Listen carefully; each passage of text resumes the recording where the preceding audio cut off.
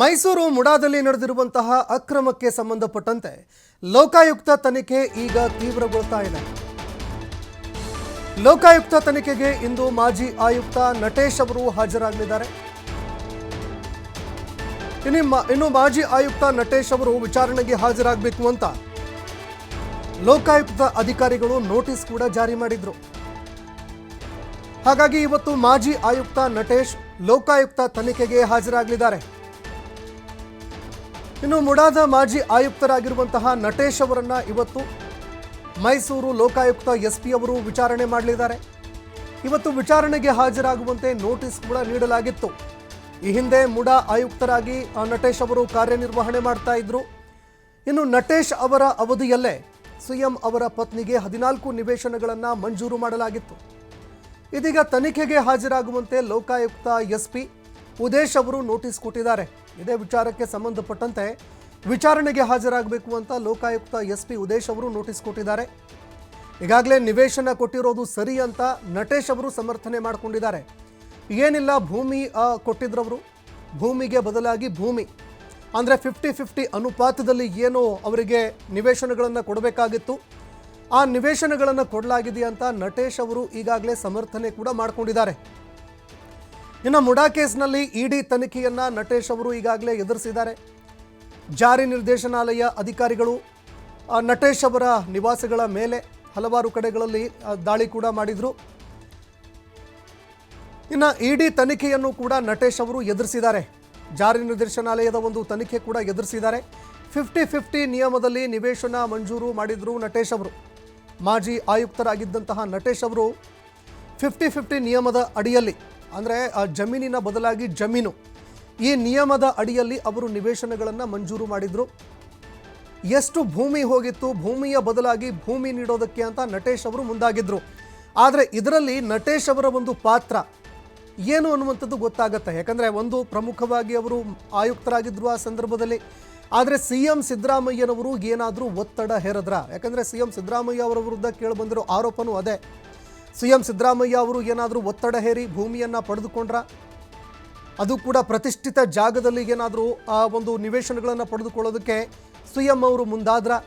ಅದಕ್ಕೆ ಸಂಬಂಧಪಟ್ಟಂತೆ ಈಗ ತನಿಖೆ ನಡೀತಾ ಇರುವಂಥದ್ದು. ಇನ್ನು ಮಾಜಿ ಆಯುಕ್ತರಾಗಿರುವಂತಹ ನಟೇಶ್ ಅವರನ್ನ ಈ ವಿಚಾರಗಳಿಗೆ ಸಂಬಂಧಪಟ್ಟಂತೆ ಪ್ರಶ್ನೆ ಮಾಡುವ ಸಾಧ್ಯತೆ ಇದೆ.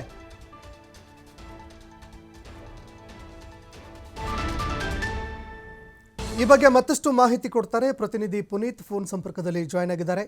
ಪುನೀತ್, CM ಸಿದ್ದರಾಮಯ್ಯ ಅವರನ್ನು ಕೂಡ ಈಗಾಗಲೇ ಉದೇಶ್ ಅವರು ವಿಚಾರಣೆ ಮಾಡಿದ್ದಾರೆ. ಇನ್ನು ಮಾಜಿ ಆಯುಕ್ತರಾಗಿರುವಂತಹ ನಟೇಶ್ ಅವರಿಗೂ ಕೂಡ ನೋಟಿಸ್ ಕೊಡಲಾಗಿತ್ತು ವಿಚಾರಣೆಗೆ ಹಾಜರಾಗುವಂತೆ. ಇವತ್ತು ವಿಚಾರಣೆಗೆ ಹಾಜರಾಗಲಿದ್ದಾರೆ.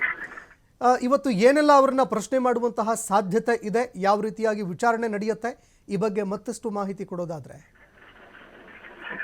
ಸಂತೋಷ್, ಈಗ ಮುಖ್ಯವಾಗಿರ್ತಕ್ಕಂಥದ್ದೇ ಇವತ್ತಿನ ಆ ವಿಚಾರಣೆ ಏನಂತ ಹೇಳಿದ್ರೆ, ಮೂಡಾದಲ್ಲಿ ನಡೆದಿರ್ತಕ್ಕಂಥ ಅಕ್ರಮಕ್ಕೆ ಸಂಬಂಧಪಟ್ಟಂತೆ ಇವತ್ತು ಲೋಕಾಯುಕ್ತದಲ್ಲಿ ತನಿಖೆ ಇರ್ತಕ್ಕಂಥದ್ದು. ಮುಖ್ಯಮಂತ್ರಿ ಸಿದ್ದರಾಮಯ್ಯನವರ ಪತ್ನಿಯವರು 14 ನಿವೇಶನಗಳನ್ನ ಏನು ಬದಲಿಯಾಗಿ ಪಡೆದುಕೊಂಡಿದ್ರು, ಆ ಒಂದು ನಿವೇಶನಗಳ ಹಂಚಿಕೆಯ ಸಂದರ್ಭದಲ್ಲಿ, ಅಂದ್ರೆ ಮಂಜೂರಾದಂತಹ ಸಂದರ್ಭದಲ್ಲಿ ಮೈಸೂರಿನ ಮೂಡಾದಲ್ಲಿ ನಟೇಶ್ ಅವರು ಆಯುಕ್ತರಾಗಿರ್ತಾರೆ. ಈ ಒಂದು ಹಿನ್ನೆಲೆಯಲ್ಲಿ ಈಗಾಗಲೇ ಏನು ಲೋಕಾಯುಕ್ತದಲ್ಲಿ ಈ ಒಂದು ಕಾನೂನು ಬಾಹಿರವಾಗಿ ನಿವೇಶನಗಳನ್ನ ನೀಡಲಾಗಿದೆ ಅಂತ ಹೇಳಿ ದೂರು ದಾಖಲಾಗಿತ್ತು. ಅದಕ್ಕೆ ಸಂಬಂಧಪಟ್ಟಂತೆ ಮುಖ್ಯಮಂತ್ರಿಗಳು ಇರಬಹುದು, ಜೊತೆಗೆ ಅವರ ಪತ್ನಿ, ಅವರ ಬಾಮೈದ, ಜೊತೆಗೆ ಆ ಭೂಮಿಯ ಮಾಲೀಕ ದೇವರಾಜು ಏನಿದ್ರು, ಈ 4ವರನ್ನು ಕೂಡ ಲೋಕಾಯುಕ್ತ ಅಧಿಕಾರಿಗಳು ವಿಚಾರಣೆಗೆ ಒಳಪಡಿಸಿದ್ರು. ಈಗ ಪ್ರಮುಖವಾಗಿರ್ತಕ್ಕಂಥದ್ದು ಏನು ಲೋಕಾಯುಕ್ತ ಆಯುಕ್ತರಾಗಿದ್ದಂತಹ, ಏನು ಮೂಡಾದಲ್ಲಿ ಆಯುಕ್ತರಾಗಿದ್ದಂತಹ ನಟೇಶ್ ಈ ಒಂದು ನಿವೇಶನಗಳನ್ನ ಮಂಜೂರು ಮಾಡಿದ್ರು. ಆ ಒಂದು ಹಿನ್ನೆಲೆಯಲ್ಲಿ ಅವರನ್ನ ಇವತ್ತು ವಿಚಾರಣೆಗೊಳಪಡಿಸುವಂತ ಒಂದು ಕೆಲಸವನ್ನ ಮಾಡಲಾಗುತ್ತೆ. ಈಗಾಗಲೇ ನೋಟಿಸ್ ಅನ್ನು ಕೊಡುವ ಮುಖಾಂತರ ಇವತ್ತು ಬೆಳಗ್ಗೆ 10 ಗಂಟೆಯ ವೇಳೆಗೆ ಅವರು ವಿಚಾರಣೆಗೆ ಹಾಜರಾಗಬೇಕು ಅಂತ ಹೇಳಿ ಲೋಕಾಯುಕ್ತ ಅಧಿಕಾರಿಗಳು ಸೂಚನೆಯನ್ನು ಕೊಟ್ಟಿರ್ತಕ್ಕಂಥದ್ದು. ಇನ್ನು ಮುಖ್ಯವಾಗಿ ಇವತ್ತಿನ ಈ ಒಂದು ವಿಚಾರಣೆಯಲ್ಲಿ ನಟೇಶ್ ಕೊಡ್ತಕ್ಕಂಥ ಉತ್ತರಗಳೇನಿರ್ತವೆ, ಇದರ ಮೇಲೆ ಸಾಕಷ್ಟು ಬೆಳವಣಿಗೆಗಳಾಗ್ತಕ್ಕಂಥದ್ದು ಪ್ರಮುಖವಾದಂತಹ ಅಂಶ. ಯಾಕೆಂತ ಹೇಳಿದ್ರೆ, ಮುಖ್ಯಮಂತ್ರಿ ಸಿದ್ದರಾಮಯ್ಯನವರ ಪತ್ನಿಯವರು 14 ನಿವೇಶನಗಳನ್ನು ತೆಗೆದುಕೊಂಡಿದ್ದಾರೆ. ಅದು ಮಾತ್ರವಲ್ಲದೆ ಬಹಳಷ್ಟು ಜನರಿಗೆ ಇಲ್ಲಿ ಬದಲಿ ನಿವೇಶನಗಳನ್ನು ಕೊಡ್ತಕ್ಕಂಥ ಕೆಲಸವನ್ನ ನಟೇಶ್ ಅವರು ಆಯುಕ್ತರಾಗಿದ್ದಂತಹ ಸಂದರ್ಭದಲ್ಲಿ ಮಾಡಲಾಗಿರ್ತಕ್ಕಂಥದ್ದು. ಹೀಗಾಗಿ ಆ ಭೂಮಿ ಏನು ಕೆಸರೆಯ 264 ಸರ್ವೆ ನಂಬರ್ ನಲ್ಲಿ 3 ಎಕರೆ 16 ಗುಂಟೆ ಏನ್ ಜಮೀನಿತ್ತು ಪಾರ್ವತಿ ಅವರದು, ಅದು ಯಾವಾಗ ಮೂಡಾಗಿ ಅಕ್ವೈರ್ ಆಯ್ತು, ಅದಕ್ಕೆ ಬದಲಾಗಿ ಯಾವಾಗ ಜಮೀನನ್ನ ನಿವೇಶನಗಳನ್ನ ನೀಡಲಾಯಿತು, ಜೊತೆಗೆ ಪ್ರತಿಷ್ಠಿತ ಬಡಾವಣೆಯಲ್ಲಿ ನಿವೇಶನಗಳನ್ನ ನೀಡಲಾಗಿದೆ ಅನ್ನೋ ಒಂದು ಆರೋಪ ಏನಿದೆ, ಇದು ಸಮರ್ಪಕವಾಗಿ ನೀಡಲಾಗಿದೆಯಾ, ಅವರ ಪ್ರಭಾವಕ್ಕೆ ಒಳಗಾಗಿ ಅಂದ್ರೆ ಅವರಿಂದ ಏನಾದ್ರು ಇನ್ಫ್ಲೂಯೆನ್ಸ್ ಆಗಿ ಪ್ರತಿಷ್ಠಿತ ಹೀಗೆ ಬಹಳಷ್ಟು ಪ್ರಶ್ನೆಗಳನ್ನ ಮಾಡಲಾಗುತ್ತೆ. ಯಾಕಂತ ಹೇಳಿದ್ರೆ ನಟೇಶ್ ಅವರಿಗೆ ಈಗಾಗಲೇ ಬೆಂಗಳೂರಿನ ಅವರ ನಿವಾಸದ ಮೇಲೆ ಇಡಿ ಅಧಿಕಾರಿಗಳು ದಾಳಿಯನ್ನು ನಡೆಸುವ ಮುಖಾಂತರ ಕಾರ್ಯಾಚರಣೆ ಮಾಡಿದ್ರು. ಜೊತೆಗೆ ನಟೇಶ್ ಅವರನ್ನ ಅವರ ವಶಕ್ಕೆ ಇಟ್ಕೊಳ್ಳೋ ಮುಖಾಂತರ ವಿಚಾರಣೆಗೊಳಪಡಿಸುವಂತ ಒಂದು ಕೆಲಸವನ್ನು ಮಾಡಿದ್ರು. ಯಾಕಂತ ಹೇಳಿದ್ರೆ ಮೂಡಾದಲ್ಲಿ ಅಷ್ಟರ ಮಟ್ಟಿಗೆ ಅಕ್ರಮ ತಾಂಡವವಾಡ್ತಾ ಇರತಕ್ಕಂಥದ್ದು. ಅದರಲ್ಲಿ ಮುಖ್ಯಮಂತ್ರಿಗಳಿಗೆ ಸಂಬಂಧಪಟ್ಟಂತಹ 14 ನಿವೇಶನಗಳೇನಿದೆ ಇದು ಲೋಕಾಯುಕ್ತದಲ್ಲಿ ದೂರ ಆಗಿರತಕ್ಕಂಥದ್ದು. ಹೀಗಾಗಿ ಲೋಕಾಯುಕ್ತ ಅಧಿಕಾರಿಗಳು ಈಗ ತಮ್ಮ ತನಿಖೆಯನ್ನು ಚುರುಕುಗೊಳಿಸಿದ್ದಾರೆ. ಇವತ್ತು ಬೆಳಗ್ಗೆ 10 ಗಂಟೆಯ ವೇಳೆಗೆ ನಟೇಶ್ ಅವರನ್ನ ಮೈಸೂರಿನ ಲೋಕಾಯುಕ್ತ ಕಚೇರಿಗೆ ಕರೆಸುವ ಮುಖಾಂತರ ಅಲ್ಲಿ ವಿಚಾರಣೆಗೊಳಪಡಿಸುವಂತ ಒಂದು ಕೆಲಸವನ್ನ ಮಾಡಲಾಗುತ್ತೆ. ಇನ್ನು ಲೋಕಾಯುಕ್ತ ಅಧಿಕಾರಿಗಳು ನಟೇಶ್ ಅವರಿಗೆ ಏನೆಲ್ಲ ಪ್ರಶ್ನೆಗಳನ್ನ ಮಾಡಬೇಕಾಗಿದೆ ಆ ಪ್ರಶ್ನೆಗಳನ್ನ ಸಿದ್ಧಪಡಿಸಿಕೊಂಡಿದ್ದಾರೆ. ಆ ಪ್ರಶ್ನೆಗಳನ್ನ ಏನು ಅವರಿಗೆ ಕೇಳಲಾಗುತ್ತೆ ಆ ಒಂದು ಸಂದರ್ಭದಲ್ಲಿ ನಟೇಶ್ ಕೊಡ್ತಕ್ಕಂಥ ಉತ್ತರಗಳು ಹೇಗಿರ್ತವೆ ಅನ್ನೋದ್ರ ಮೇಲೆ ಈ ಒಂದು ಮೂಡ ಅಕ್ರಮದ 14 ನಿವೇಶನಗಳ ಒಂದು ರಾಜಕೀಯ ಏನಾಗಿದೆ ಇದರ ಬಗ್ಗೆ ಪ್ರಮುಖವಾದಂತಹ ಅಂಶಗಳು ಹೊರಬರಲಿದ್ದಾವೆ. ಧನ್ಯವಾದಗಳು ಪುನೀತ್ ನಿಮ್ಮೆಲ್ಲ ಮಾಹಿತಿಗೆ.